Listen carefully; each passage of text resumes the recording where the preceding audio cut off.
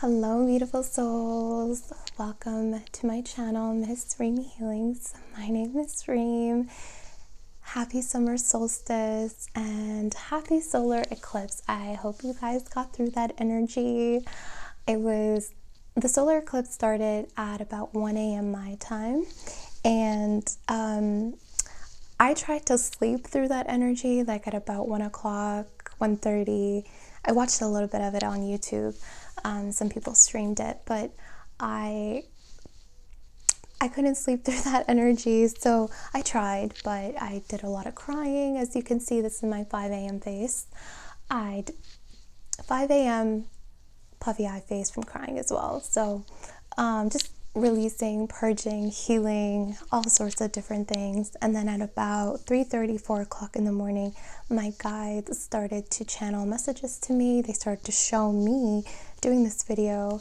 So I woke up at 5 o'clock I just brushed my hair. That's what I did. I brushed my hair and decided to do a video. So bear with me. I don't know why I have to do it this early, but the message needs to be relayed. And I can't sleep anyway, so here I am. So before we get into the tarot and the mandala book, which I'm going to start incorporating in my readings because it's phenomenal, and I have a message here that we will talk about from the book.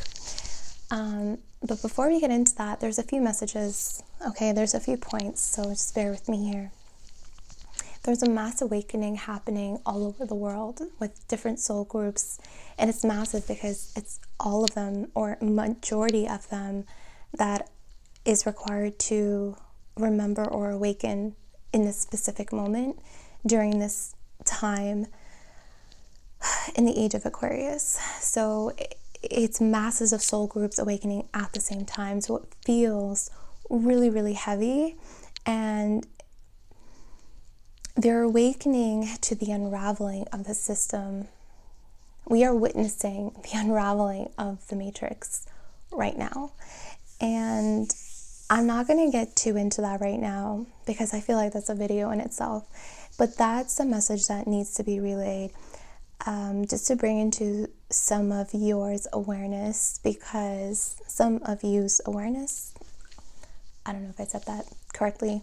Anyway, grammar is not happening at 5 a.m. What was I saying?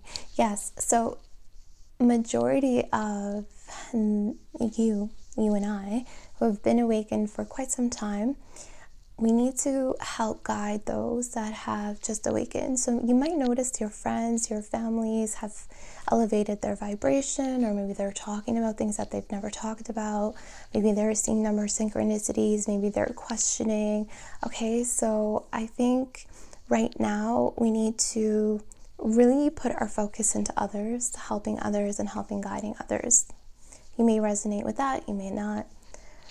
Let's move on to point number 2.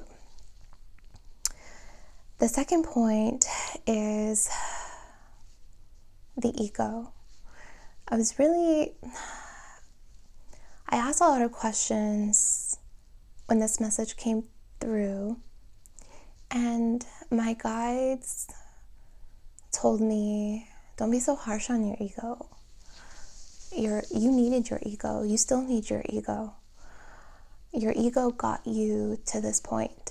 And it's true, my ego did, our ego did. Our egos are so important. And I feel like when you awaken, when you hear readings, the ego is perpetuated as this like villain, but really the ego is quite fascinating, quite beautiful. The ego got us to this point here, and we couldn't have done it without the ego. We need the ego, but the ego has a limitation, okay? So it's like reaching the glass ceiling. So the ego can only grow so much. The ego has a limitation. Now it's time for the spirit to emerge, to rise. Now you are leading a life that's fulfilled with soul. It's purposeful. It's more soulful. You are driving yourself with your spirit. And your spirit is what's going to take you throughout the rest of your journey, to complete your journey, so to speak, if it ever really does complete. But you guys know what I mean. So give thanks to your ego, nurture your ego. We do live in nurture your ego, not in a low vibrational sense, okay? Because we do live in a society where our ego seeks validation, and that is low vibration. But what I mean is, give thanks to your ego. Thank your ego for taking you this far, okay? Be kind to yourself. Be kind to your ego. That was a really important message that they wanted to relay. The third one was about the masculine energy. So this is a really big shift, okay?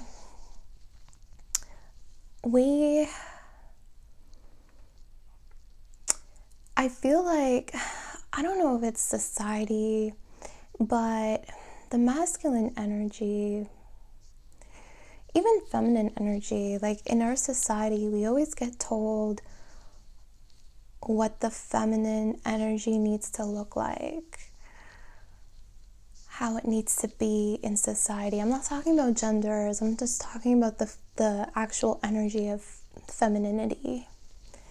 I feel like society displaces its own imaging, and it's like, this is what feminine looks like, this is what masculine looks like. And then people try to mold themselves into what society thinks feminine energy is and what society thinks masculine is. And I think the feminine energy rose up a lot quicker than the masculine energy. I feel like the masculine energy is really coming in the forefront, while the feminine energy, we're already living in divine feminine energy. You can feel it. You can feel divine feminine energy. It's been here for quite some time now. It's up-leveled from low vibration feminine energy. It's broken through barriers of societal pressures and societies. You could see it. You could see it everywhere. There's more and more people coming into divine feminine power. That's not new news. What's going to be new is the divine masculine energy. So interestingly enough, I saw a switch, like someone tagging someone, like, you know, in like basketball or soccer, like it's like you're replacing someone. And it's as if the masculine energy is being tapped out by the divine masculine energy. So the low vibration masculine energy is being tapped out, and the divine masculine energy is tapped in. And this is the switch that I saw in my vision. So, talked 8 minutes, but those points need to come across, okay? Now, that's really, really important, okay? It's going to be so important in this age of Aquarius.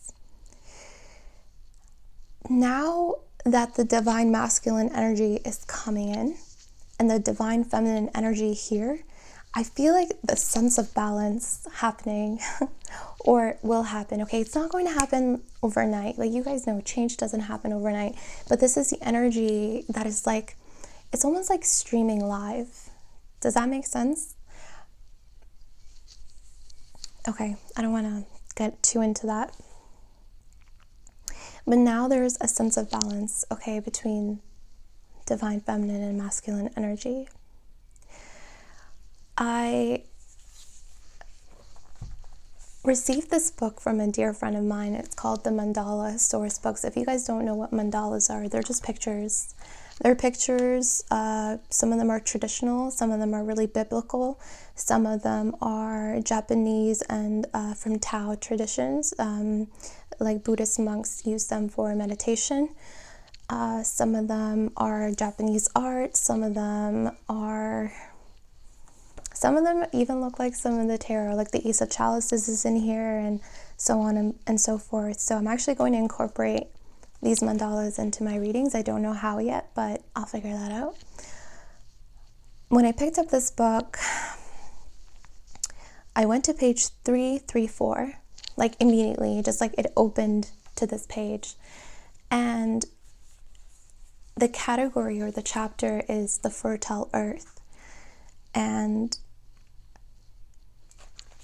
this mandala is 2 trees from 1 root. I want you guys to just have a look at the beautiful mandala.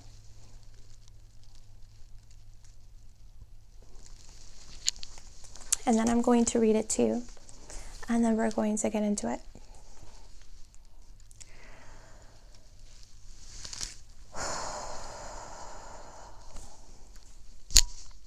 Two trees from 1 root. Non-dualism is the belief that behind nature's differences, I love this, there is an essential oneness. These 2 trunks from 1 root show duality emerging from unity, yet remain true to their oneness in the reality that underlies appearances. I mean, if this isn't what we are going through, if this isn't the awakening that is taking place right now, where everybody is fighting for one love and equality and justice, where people are recognizing one another as one, unity. And this couldn't be more true right now. And it's just like phenomenal. There's also this beautiful mirror that I keep talking about unknowingly. Look at the beautiful mirror and look at source in the middle. This is the 1 root that binds these 2 trees, these 2 trunks. This is saying that we're not different. We are different, yes. We look different. We have different journeys. We have different paths. We're all unique in our own ways. Absolutely. That's what makes life so exciting. But this is like if someone were to like illustrate souls, this is what it would look like to me. Because we're all connected. This is like the soul energy, the light, and we're all connected here. Doesn't this even look like the ring of fire, the solar eclipse? Doesn't this look like the sun and the moon in the background? I mean, the moon. What was I saying? I said that backwards, didn't I? I'm sorry. It's early. You guys know what I mean. This looks like the solar eclipse, where the moon goes in front of the sun. But this does look like the sun. But it reminds me of the solar eclipse. But anyway, there's mirroring here, unity, oneness.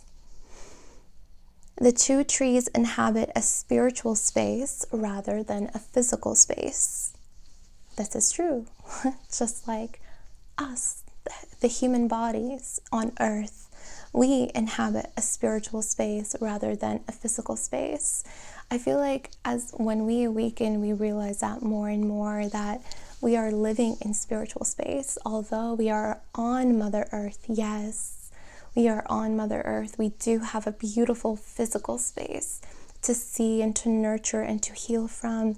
But our souls in our bodies, and some may argue that our soul is outside of our bodies, but I'm not going to get into that.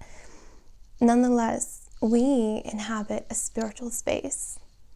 And I feel like just that notion of understanding we inhabit a spiritual space rather than a physical space, doesn't that make you feel even more larger than life? Doesn't that make you feel expansive just by reading that and understanding that and comprehending that?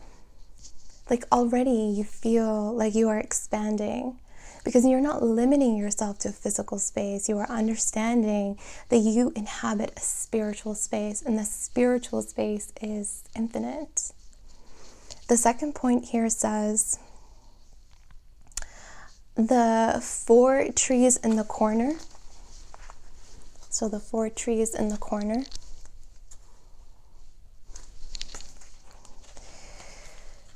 This is differentiated nature. The trees belong to the same species, but they are different trees, different lives. So this talks about society and the different people. They're all the same. They're all the same, but they are different. They are unique. They're different trees. They're living different lives, but they are the same. We are all the same. We're all one. Now they're bringing our attention to the dance-like pattern of leaves within the broad brown circular band here. And this third point says, we see the dance of nature and sense that its separate elements are connected. So this is like all of the molecules. This reminds me of this is very molecular. And how it just dances with one another and creates nature. We think, sorry, excuse me. We think that we have this sense of separation from the molecules that make up nature, but really all of those elements are connected. And the fourth point here is they want us to look at the center, where I said it looks like the sun or the eclipse, the solar eclipse. At the center where the roots are is a bindu, an intense focus of energy. Okay, we may call that God, we may call that source energy, the universe. Realize your oneness with the cosmos. And that's really beautiful. When I asked my angels, what do we need to talk about for the solar eclipse? This was it. This was it. It's really all about oneness and connectedness and unity. We're all one with each other. And we're all one with the cosmos. We're all one with God. I just talked 18 minutes without using cards, without using any tarot, and I don't feel like I want to.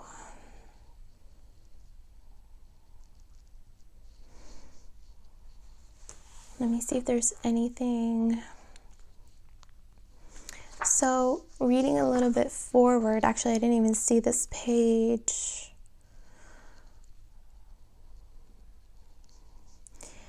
This tree has its roots in the spiritual realm and grows downward to the earth. The image symbolizes the creative potency of the spirit, as well as the notion that our lives result from the descent of spiritual energy into bodily form.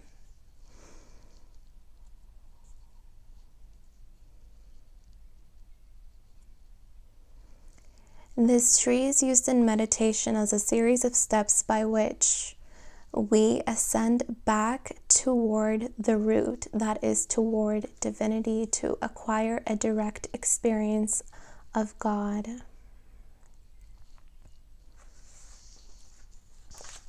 That's beautiful. That's beautiful. That's what I wanted to, that was the message that needed to be relayed. 2 trees from one root. So beautiful. So absolutely gorgeous. So I'm being guided to the Ascended Masters deck. I said I wasn't going to use any tarot, but Let's see a message from the Ascended Masters. Let's see if there's any. I just feel guided to them now.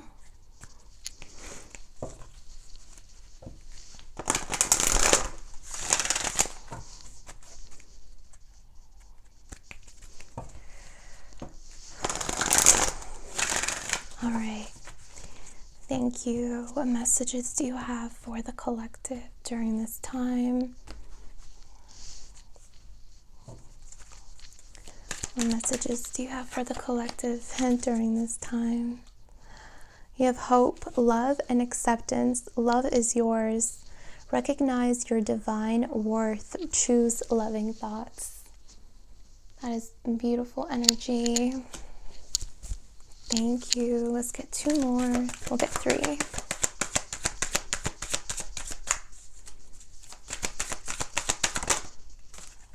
Wow, this is gorgeous.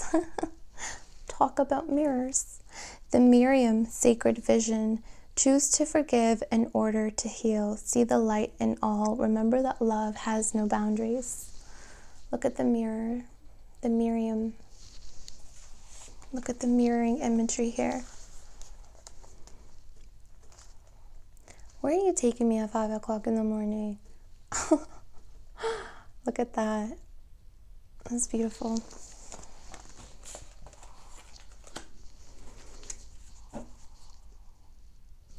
One more, please.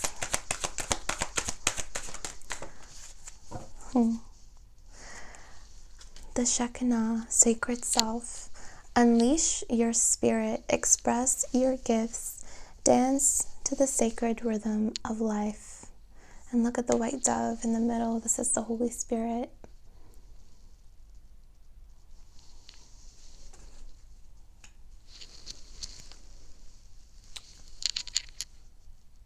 I want to get one more. Sorry, hold on. My ear just rang.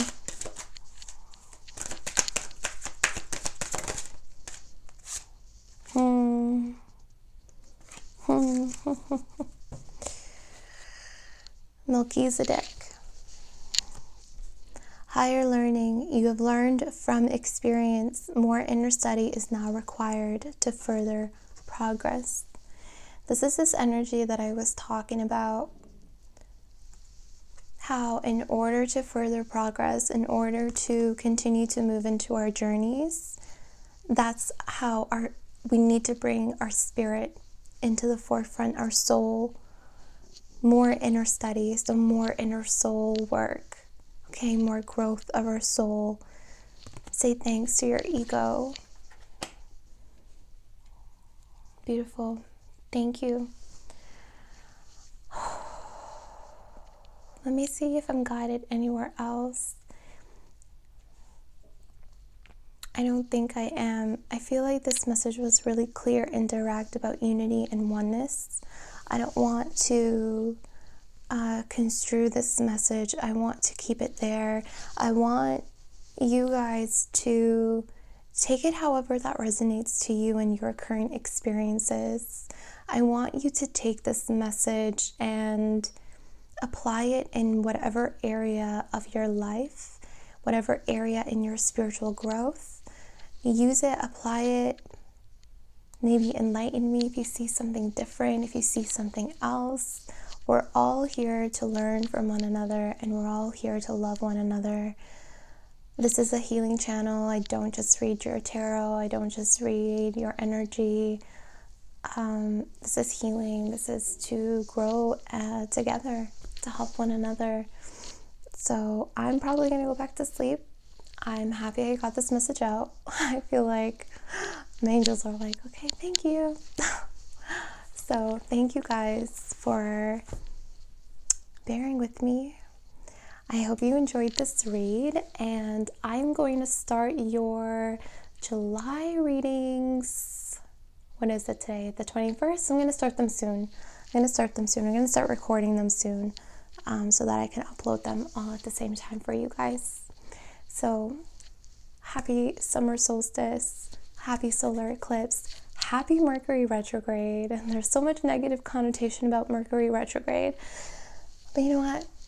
Happy all around. Enjoy this abundant energy. Use it. It's really powerful.